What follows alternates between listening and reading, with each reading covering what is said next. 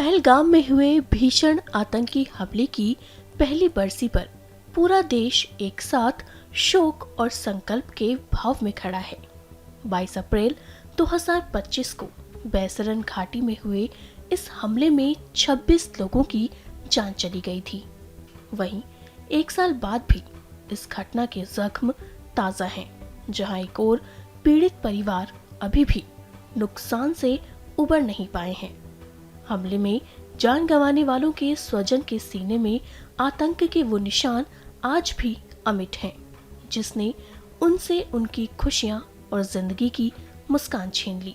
वहीं उस आतंकी हमले में कानपुर के जान गंवाने वाले शुभम द्विवेदी के परिवार का भी हाल कुछ ऐसा ही है। सुनिए उनकी पत्नी ने क्या कुछ कहा। जिस तरह से पाकिस्तान आज भी कहता है कि हमारे जो भी आतंकी संगठन है वो पाकिस्तान से रिलेटिव नहीं है, वो हमसे संपर्क नहीं है, गवर्नमेंट साथ नहीं देती। हमारी गवर्नमेंट लगातार उनके ऊपर प्रेशर बनाए हुए ऑपरेशन सिंदूर किया और अभी भी लगातार कोई टॉक ऐसा नहीं, कोई संबंध पाकिस्तान और भारत के हुए हैं उस घटना के बाद कि जो बेहतर दिखाए। होने भी नहीं चाहिए। और पाकिस्तान के खिलाफ ऑपरेशन सिंदूर और ऑपरेशन महादेव भी हुआ है। महादेव में हमारे देश के अंदर जो टेररिज्म पाकिस्तान से आता है उसको भी मारा गया है।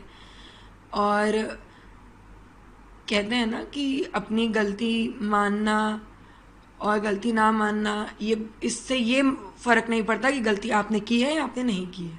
दुनिया भर को दिख रही है वो चीज़। और हर दिन हर आए दिन जो भी आतंकवादी हमला हिंदुस्तान में हो या हिंदुस्तान के बाहर हो, उसके रूट्स हर बार पाकिस्तान से ही कनेक्ट होते हैं। वो बोलें चाहे वो ना बोलें, वो एक्सेप्ट नहीं करेंगे। इसका मतलब ये नहीं है कि ऐसा कुछ है नहीं। इस घटना के बाद कई ऐसे मामले आए, चाहे वो भारत पाकिस्तान का मैच हो या भारत पाकिस्तान से संबंधित कोई टॉक हुई हो। कई बार शहीद परिवारों की तरफ से और आप लोगों को द्वारा कहा गया कि किसी प्रकार से संबंध नहीं होना चाहिए। भारत सरकार ने कहीं ना कहीं एक तरह से इस बात को आगे भी बढ़ाया कि बात नहीं करनी, लेकिन आज के मौजूदा समय में जो सरकार के जो कदम है पाकिस्तान को लेकर, क्या कहना चाहिए? देखिए, हमारा रोष पाकिस्तान के खिलाफ बहुत पर्सनल है। उन्होंने उस जगह पे मेरी ज़िंदगी पे हिट किया है जिस जगह से मेरी ज़िंदगी आगे ख़त्म हो चुकी है। Now it is just an individual जो मैं लाइफ जी रही हूँ। और ये सिर्फ मेरे साथ नहीं है, हर उन 26 के साथ है। ना कि सिर्फ उन 26 लोग के साथ, हर उस आतंकवाद हमले में जो परिवार छूट जाता है ना, जिस परिवार के लोगों को वो मार देते हैं, और जो परिवार छूट जाता है वो बहुत कुछ झेलता है। तो ये हमारे इमोशंस हैं जो हम हमेशा हर कदम पे भी बोलते रहेंगे कि पाकिस्तान से ना बातचीत होनी चाहिए, ना उनके साथ कोई भी हर किसी भी तरीके का XYZ, चाहे गेम हो चाहे जो भी हो, होना चाहिए। Coming down to the reality, geopolitical level पे जो भी चीज़ें, जो भी कंडीशंस, जो भी स्टेप्स बनाए जाते हैं, हम और आप उस स्टेप्स के लिए बहुत छोटे हैं समझने के लिए। जियोपॉलिटिकल लेवल हमारे समझ से बहुत ऊपर है। मुझे मालूम है कि हमारे इस समय जो PM हैं उन्हें हमारे राष्ट्र से कितना ज़्यादा प्रेम है। हर इंसान जानता है, दिखता है।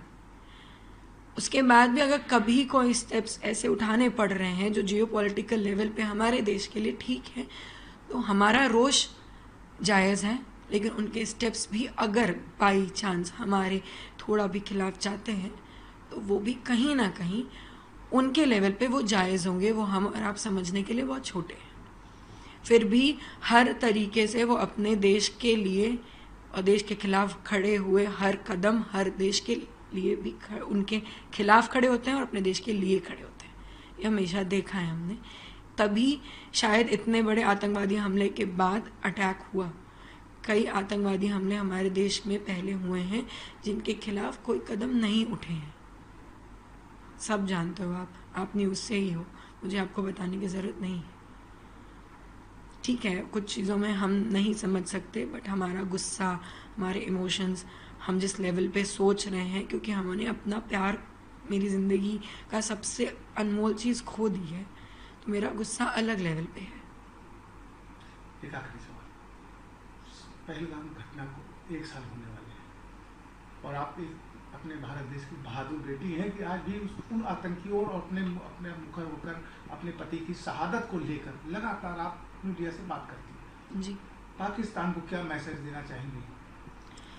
सिर्फ एक मैसेज है कि ये देश अब वो देश नहीं रहा जो चुपचाप बैठ के घटनाएं झेले। बहुत ज़्यादा मजबूत है हमारा डिफेंस सिस्टम, जो आतंकवाद के खिलाफ खड़े होना जानता है और उनसे आंख में आंख मिला के बोलना जानता है कि तुम्हारी ऐसी की तैसी है।